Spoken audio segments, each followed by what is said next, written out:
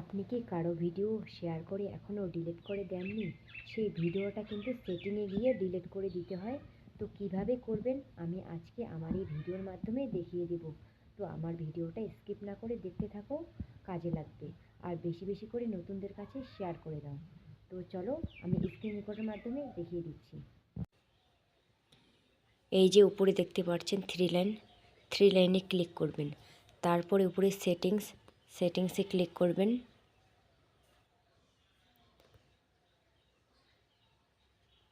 তারপর নিচের দিকে স্ক্রল করে এই যে নিচে দেখতে পাবেন অ্যাক্টিভিটি লুক, এখানে ক্লিক করবেন। তারপরে এই যে দেখতে পাচ্ছেন ট্রাস্টে ক্লিক করে আপনাদের সমস্ত ভিডিও ডিলিট করতে পারবেন। ধন্যবাদ।